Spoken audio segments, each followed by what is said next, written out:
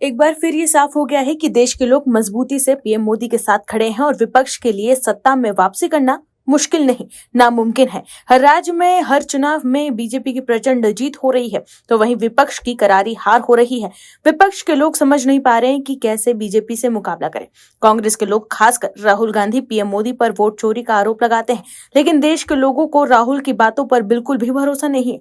वहीं महाराष्ट्र में जबरदस्त जीत के बाद विपक्ष का बुरा हाल हो गया है। संजय राउत, जो उद्धव ठाकरे के चाणक्य बनकर घूम रहे थे, वो अब बचने की कोशिश कर रहे हैं कि हार के लिए उन पर ठिकरा ना फूटे। संजय राउत के बारे में आगे बताएंगे आपको। उससे पहले बता दें कि एक बार फिर पीएम मोदी ने कांग्रेस पर जबरदस्त निशाना साधा है। असम दौरे के दूसरे दिन पर पीएम मोदी ने नगांव जिले के कालियाबोर में काजीरंगा एलिवेटेड कॉरिडोर परियोजना का भूमि पूजन किया। पीएम मोदी ने 2 नई अमृत भारत एक्सप्रेसवे ट्रेनों को भी हरी झंडी दिखाई। इस दौरान पीएम मोदी ने कांग्रेस पर जमकर निशाना साधते हुए असम में घुसपैठियों को बसाने का आरोप लगाया। पीएम मोदी ने कहा कि कांग्रेस ने सिर्फ सरकारें बनाने और कुछ वोट पाने के लिए असम की मिट्टी को घुसपैठियों को सौंप दिया। कांग्रेस ने दशकों तक असम में सरकार बनाई और इस दौरान घुसपैठ बढ़ती गई। कांग्रेस की एक ही रीति है, घुसपैठियों को बचाओ, घुसपैठियों की मदद से सत्ता पाओ। पीएम मोदी ने आगे ये भी कहा कि पूरे देश में कांग्रेस और उसके साथी यही कर रहे हैं। बिहार में भी इन्होंने घुसपैठियों को बचाने के लिए यात्राएं निकाली, रैलियां निकाली, लेकिन बिहार की जनता ने कांग्रेस का सुपड़ा साफ कर दिया। अब असम की जनता की बारी है। मुझे विश्वास है कि असम की धरती से भी कांग्रेस को करारा जवाब मिलेगा। वहीं चुनावों पर पीएम मोदी ने कहा कि बीते कुछ समय में जितनी भी चुनाव परिणाम आए हैं, उनका जनादेश स्पष्ट है। देश का वोटर आज सुशासन चाहता है, विकास चाहता है। वो विकास और विरासत दोनों पर फोकस करता है, इसलिए वो बीजेपी को पसंद करता है। वहीं आप दर्शक भी मानते हैं कि बीजेपी की सरकार ही घुसपैठियों को देश से बाहर निकाल सकती है, तो कमेंट में यस और पीएम मोदी जरूर लिखें, ताकि विपक्ष को साफ संदेश मिले कि देश के लोग मजबूती से पीएम मोदी के साथ खड़े हैं। इस खबर में बताएंगे आपको सब कुछ डिटेल में कि कैसे विपक्ष के नेता बेचैन नजर आ रहे हैं और कैसे पीएम मोदी के साथ लोग जुड़ते जा रहे हैं। तो बने रहिए हमारे साथ अंत तक और देखिए हमारी खास रिपोर्ट। साथ ही आप लोगों से विनम्र निवेदन है कि अगर अब तक आपने चैनल को सब्सक्राइब नहीं किया तो अभी कर लीजिए। दर्शकों, महाराष्ट्र महानगर पालिका चुनाव नतीजों की चर्चा पूरे देश में हो रही है। पीएम मोदी ने पश्चिम बंगाल और असम के दौरे में बीजेपी की मुंबई और महाराष्ट्र में जीत का विशेष उल्लेख किया। मुंबई में बीजेपी पहली बार सबसे बड़ी पार्टी बनकर उभरी है। उसे 45.39% वोट हासिल किए। पार्टी का स्ट्राइक रेट 66% रहा। बीजेपी मुंबई में एकनाथ शिंदे की अगुवाई वाली शिवसेना के सहयोग से पहली बार मेयर खुद तय करेगी।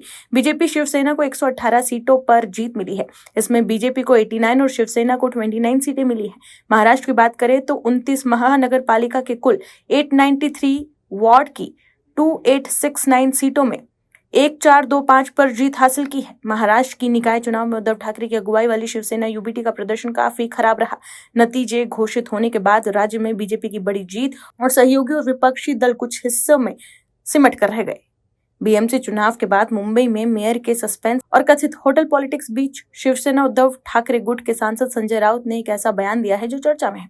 सांसद संजय राउत ने कहा कि वो ताज लैंड एंड होटल में खाना खाने जा रहे हैं और इस पर किसी को बेवजह शक नहीं करना चाहिए। उनका ये बयान चर्चा में इसलिए है क्योंकि इसी होटल में शिवसेना शिंदे गुट के जीते हुए पार्षदों को ठहराया गया है। वहीं संजय राउत ने कहा कि एकनाथ शिंदे किस पद के लिए अड़े हैं, ये उनके दल का मामला है। उनका दल बीजेपी का अंगवस्त्र है। अमित शाह उनके प्रमुख है, वे उनके पास जाकर मांग करेंगे, लेकिन मेरी जानकारी के अनुसार देवेंद्र फडणवीस उनकी बात नहीं सुनेंगे। इसलिए अब नगर सेवकों को भी कोर्ट कर रखना पड़ रहा है।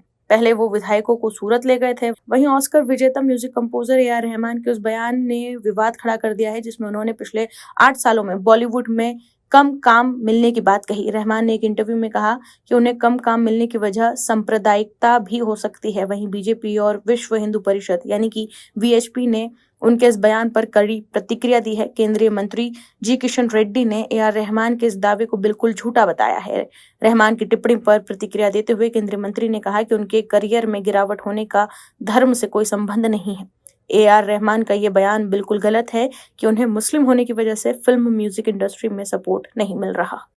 बीएमसी चुनाव में हार के बाद उद्धव ठाकरे की सियासी भविष्य को लेकर कई सवाल उठ रहे हैं। उद्धव ठाकरे की पार्टी का महाराष्ट्र से सफाया हो गया है। वहीं जो संजय राउत बीजेपी को चैलेंज दे रहे थे वो अब तिल मिलाए हुए हैं। वहीं एक वक्त था जब बीएमसी में उद्धव ठाकरे की पार्टी सत्ता में थी, तब उद्धव ठाकरे ने बॉलीवुड एक्ट्रेस कंगना रनौत के घर पर बुलडोजर चलवा दिया था और तब संजय राउत ने कहा था कि उखाड़ दिया। लेकिन अब संजय राउत की पार्टी महाराष्ट्र और मुंबई से उखड़ गई है और कंगना रनौत सांसद बनकर जमकर विपक्ष को धो रही है। दर्शकों, सितंबर 2020 की बात एक्ट्रेस कंगना रनौत के मुंबई दफ्तर पर मुंबई महानगर पालिका की कार्रवाई की गई और तोड़फोड़ कर दिया गया उनके ऑफिस को। तब आनन फानन में मुंबई पहुंची कंगना ने महाराष्ट्र के तत्कालीन मुख्यमंत्री उद्धव ठाकरे को चेतावनी देते हुए कहा था कि आज मेरा घर टूट रहा है, कल तुम्हारा घमंड टूटेगा।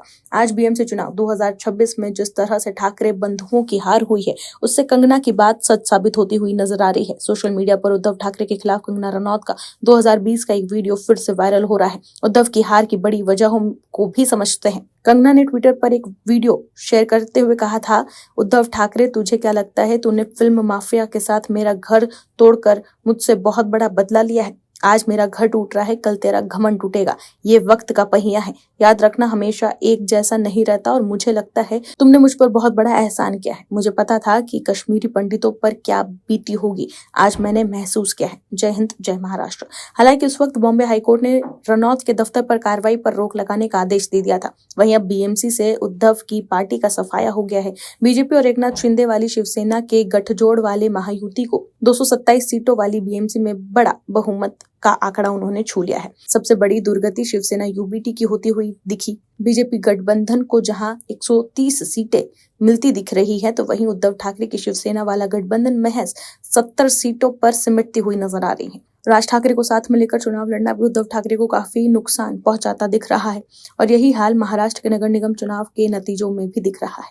यहाँ भी बीजेपी बहुमत पाती दिख रही है। महाराष्ट्र की 29 नगर निगमों पर भाजपा जबरदस्त जीतती हुई नजर आ रही है। पहली बार मुंबई में बीजेपी का मेयर बनने जा रहा है। दर्शकों, बीएमसी चुनाव में ठाकरे बंधुओं ने मराठी मानूस पर जोर दिया। एक्सिस माय इंडिया के अनुसार मराठी वोटरों में उन्हें 49% वोट शेयर मिला है, लेकिन मुंबई में मराठी वोटर कुल 38% है, जबकि उत्तर भारतीय, गुजराती और अन्य समुदाय 30 से 35% है। बीजेपी के पक्ष में उन्होंने मजबूती से रहे। महायुति ने इन गैर मराठी वोटों को मजबूती से जोड़ा। ठाकरे गठबंधन का फोकस सिर्फ मराठी पर रह गया। वहीं अभिनेत्री और बीजेपी सांसद कंगना रनौत ने पीएम नरेंद्र मोदी और महाराष्ट्र के मुख्यमंत्री देवेंद्र फडणवीस को बीएमसी चुनावों में पार्टी की ऐतिहासिक जीत पर बधाई दी। इस जीत के बाद कंगना रनौत का बड़ा बयान भी सामने आया। बीएमसी चुनाव में उद्धव ठाकरे गुट की हार पर कंगना रनौत ने इसे न्याय बताते हुए खुशी व्यक्त की। उन्होंने कहा कि मेरा घर तोड़ने वाले अब सत्ता से बेदखल हो गए हैं। मुंबई में शिवसेना यूबीटी का दशकों पुराना गढ़ अब बीजेपी शिंदे गुट के हाथ में आता हुआ नजर आ रहा है। कंगना रनौत ने अपनी प्रॉपर्टी के खिलाफ बीएमसी की कार्रवाई को याद करते हुए कहा कि जिन लोगों ने मुझे गाली दी, मेरा घर गिराया, मुझे बुरा भला कहा और मुझे महाराष्ट्र छोड़ने की धमकी दी, आज महाराष्ट्र ने उन्हें ही छोड़ दिया। कंगना रनौत के लिए भारत के सबसे अमीर नगर निकाय में बीजेपी की सत्ता में वापसी एक चुनावी उपलब्धि से कहीं ज्यादा अधिक है। 2020 में जब नगर प्रशासन पर शिवसेना का कंट्रोल था, तब बीएमसी ने उनके मुंबई बंगले से सटे उनके कार्यालय को ध्वस्त कर दिया था। इस घटना के बाद जमकर बवाल देखने को मिला था। कंगना रनौत ने एनडीटीवी से बातचीत करते हुए कहा था कि बीजेपी का प्रदर्शन भगवा लहर के समान है। उन्होंने सामूहिक सफलता का श्रेय प्रधानमंत्री नरेंद्र मोदी, मुख्यमंत्री फडणवीस और महाराष्ट्र के बीजेपी नेतृत्व को दिया, जो मुंबई में पार्टी के लिए मजबूत जन समर्थन का संकेत है। कंगना रनौत ने आगे ये भी कहा कि चुनावी फैसले से उन्हें न्याय मिला है और उन्होंने कहा कि महिला विरोधी गुंडों और भाई भतीजावाद माफिया को मतदाताओं द्वारा जवाबदेह ठहराए जाने से उन्हें खुशी है। तो देखा आपने कैसे कंगना रनौत के घर पर बुलडोजर वाले उद्धव और संजय राउत आज सत्ता के लिए तरस रहे हैं। 2019 के विधानसभा चुनाव के बाद बीजेपी को धोखा देकर उद्धव ठाकरे ने कांग्रेस और एनसीपी के साथ हाथ मिला लिया था। तब उद्धव ठाकरे के खास संजय राउत ये दावा कर रहे थे कि अगले 25 सालों तक बीजेपी महाराष्ट्र की सत्ता में वापसी नहीं कर पाएगी। लेकिन संजय राउत ये भूल गए थे कि वो उस बीजेपी को चैलेंज दे रहे हैं जिसके पास अमित शाह के रूप में सबसे बड़ा राजनीतिक चाणक्य है। ऐसे में कांग्रेस और एनसीपी के साथ हाथ मिलाकर सीएम बनने वाले उद्धव ठाकरे की सीएम की कुर्सी तो गई ही, साथ ही शिवसेना पार्टी भी हाथ से निकल गई। संजय राउत के कहने पर उद्धव ठाकरे ने बीजेपी के साथ दगाबाजी का जो फैसला लिया था, उसका खामियाजा वो अब भी भुगत रहे हैं और अब उद्धव की शिवसेना साफ हो गई है। लोग अब शिंदे की शिवसेना को ही असली मान रही है। वहीं बीजेपी से मुकाबला करने के लिए उद्धव ठाकरे ने 20 साल बाद अपने चचेरे भाई राज ठाकरे से हाथ मिला लिया था, लेकिन फिर भी लोगों ने उन्हें नकार दिया।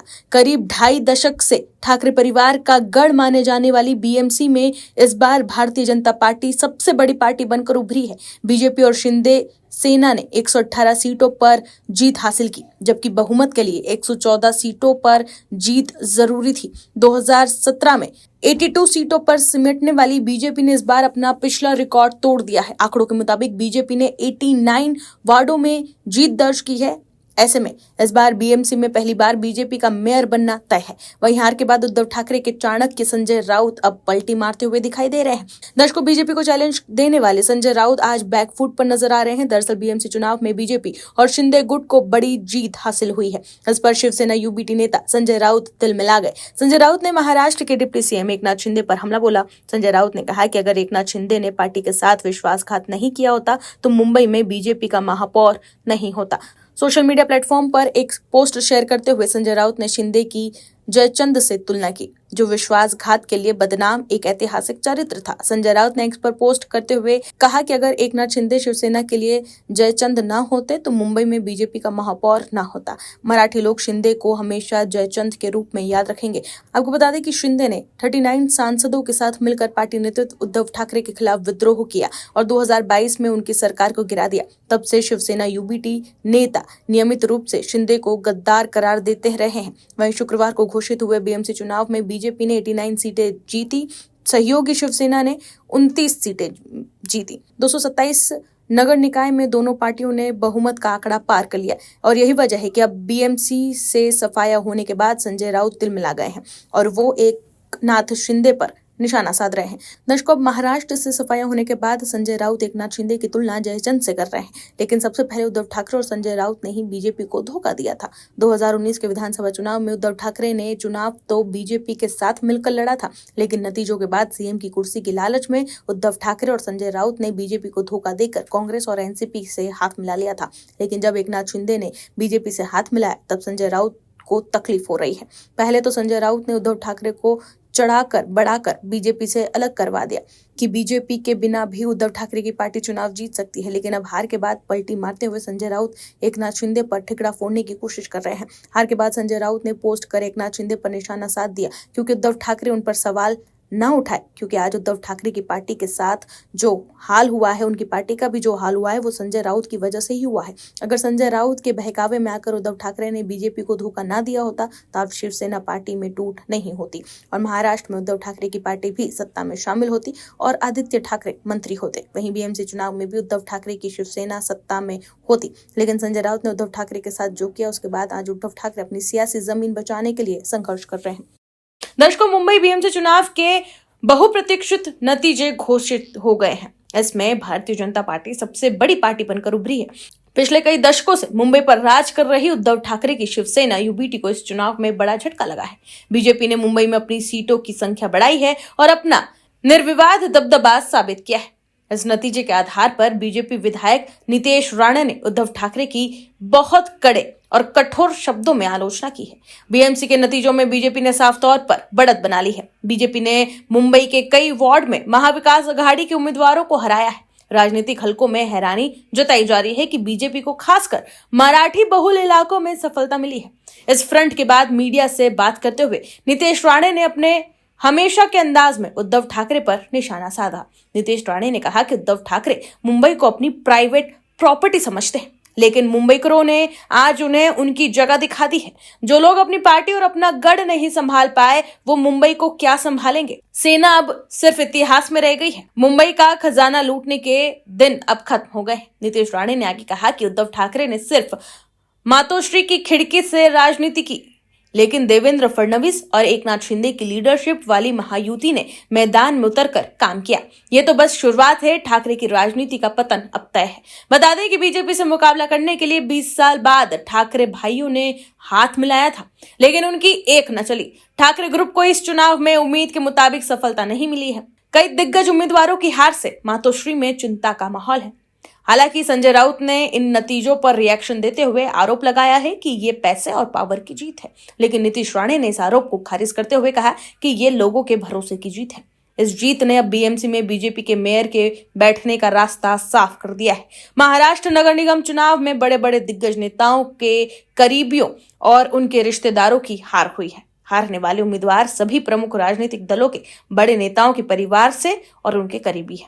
इनकी हार से जाहिर है कि मतदाताओं ने एक बार फिर परिवारवाद को नकारा है। बता दें कि महाराष्ट्र में 29 नगर निगम के चुनाव नतीजे 16 जनवरी को आए। इस चुनाव में बीजेपी ने बड़ी जीत दर्ज की। खासकर बीएमसी चुनाव उसने पहली बार जीता है। Bureau report OMS news. आप दर्शकों से विनम्र निवेदन है कि चैनल को सब्सक्राइब जरूर करें